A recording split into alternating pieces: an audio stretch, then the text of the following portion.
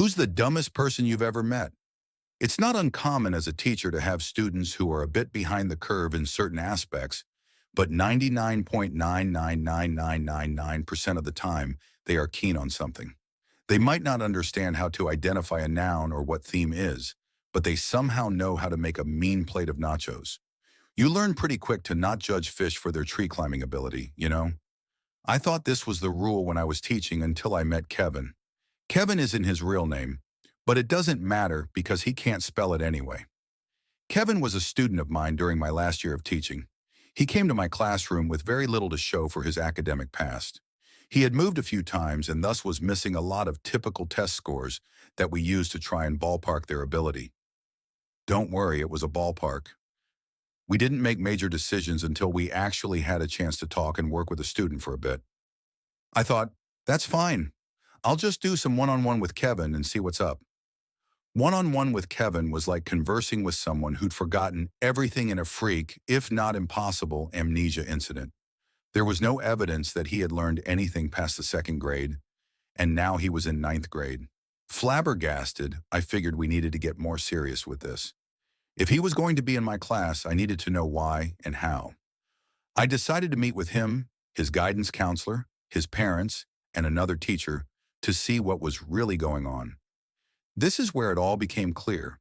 It was by some incredible fluke that his family hadn't been wiped off the face of the earth years ago. Odds are his entire heritage was based on blind luck and some type of sick divine intervention that saves his family every time a threat presents itself. Kevin was the genetic pinnacle of this null achievement. Even my instructional lead, a woman who could find a redeeming trait in a Balrog, failed to see any reason this kid or his family should be alive today. So here's a list of events that made it abundantly clear that God exists and he's laughing uncontrollably. Kevin frequently forgot where class was. On more than one occasion, I had to retrieve him from other classrooms. Kevin ate an entire 24-pack of crayons, puked, and then did it again the next day. This is ninth grade. I have no idea where he got crayons. Kevin's dad wrote tuition checks and mailed them to me, his English teacher. This was a public school. When I gave it back to Kevin, voided, to give to his dad with a brief note explaining that this is a public school, Kevin got in trouble for trying to spend it at 7-Eleven after school. Kevin was removed from the culinary arts program after leaving a cutting board on the gas stove and starting a fire. Twice Kevin threw his lunch at the school resource officer and tried to run away. He ran into a door and insisted it wasn't him. Kevin stole my phone during class. I called it, it rang. He denied that it was ringing. Not that it wasn't his, not that he did it. No, he denied that the phone was actually ringing. He tried it 3 times before the end of the year. Kevin called the basketball coach a motherfucking bitch during gym. Basketball tryouts were that afternoon. Kevin tried out. It didn't go well. Kevin's mom could never remember which school he went to. She missed several meetings because she drove to other schools, none of which he ever went to. Kevin tased himself in the neck before a football game. Kevin kept a bottle of orange Kool-Aid in his backpack for about 4 months. He thought it would turn into alcohol. He drank it during homeroom and threw up. Kevin say the N-word a lot. Kevin was white. The high school was 84% black. Kevin got beat up a lot. Kevin stole another student's iPhone and tried to sell it back to them.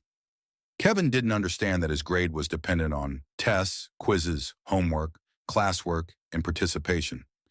Kevin finished his first semester with a 3% average. He tried to bribe me with $11. Kevin spit on a girl and said, "You should get out of those wet clothes."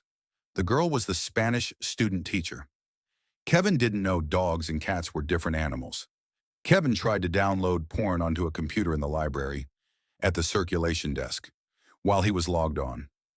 Kevin asked a girl to prom, he was in ninth grade and freshmen don't go to prom, by asking for her phone number and then texting her his address. Kevin got gum in his hair. Constantly. Kevin regularly tried to cheat on assignments by knocking the pile over, grabbing one before I had picked them all up, and then writing its name on it wherever there was room.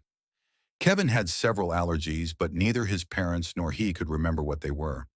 They were very concerned that the holiday party, it's high school, we don't have those, would have peanuts.